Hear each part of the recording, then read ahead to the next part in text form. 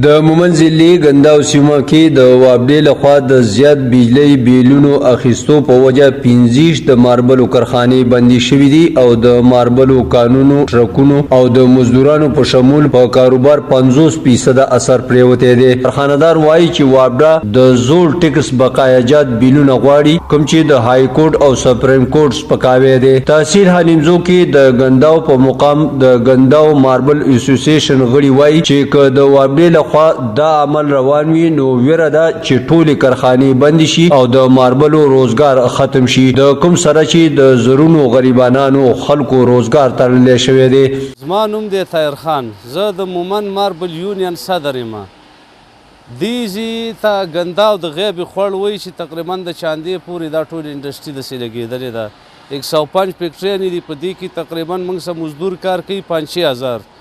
دې سره تقریبا 500 ترانسپورټ ګاډي دي، داسې په سوونه غرونه دي، خو دا ټول حالات داسې را روان دی ورځ تر ورځه چې د ودرېدو مخنیوی نشته دی. چې یو کس وایي چې ورېږه دا به مثال خبره دا روزګار به وچلېږي، خو هر سړی په خپله ودرېږي.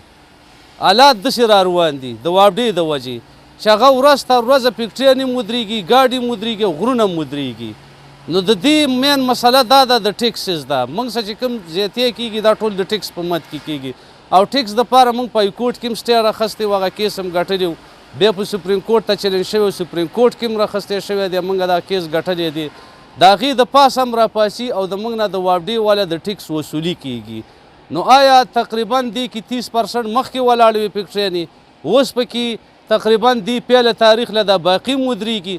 نو اندازه او خدشات دا دي چې یاره په دې راتلونکي وخت کې دا فیکټریانې ټولې د دې علاقې نه ختم شي.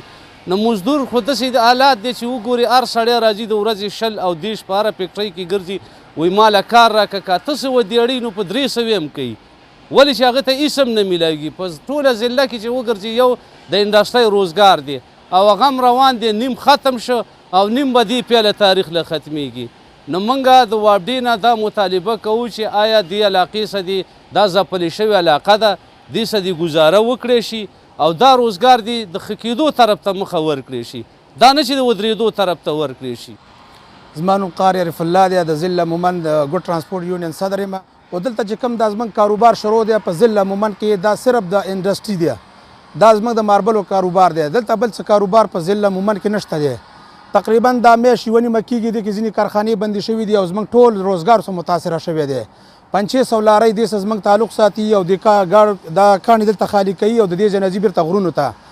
نو دا کوم ټیکسونه چې په دوی باندې لګي، نو اعلی حکام دې په دې باندې نوټس والي او د دوی سره دې کې ریلیف وکړي چې دا دوی دې نه متاثره کوي د دې ځای نه، ځکه چې زموږ ټول ترانسپورټ د دې سره دغه وابستګي لري او دې سره دغه متاثره کېږي.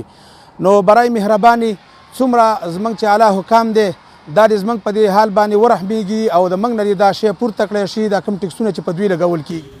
ګنداو سیمه کې د سلو نه زیاتې کارخانې موجود دي، په کومو کې چې په زرونو مزدوران کار کوي، د 600 نه زیات ټرکونه، په سوونو د ماربلو غرونو مزدوران او کاروباري خلک موجود دي. خو دا وخت زیاتره د ماربلو کار په ټپه ولاړ دی، د کوم په وجه چې حکومت ته هم د ټیکس په مد کې روزانه په لکونو روپو نقصان رسي. دوی غوښتنه لري چې وابډه دې زیات ټیکسونه ختم کړي او د های کورټ او سپریم کورټ په فیصله دې عمل وکړي. د مومن قبایلي ضلع نه د وحدت نیوز لپاره ګل محمد مومن.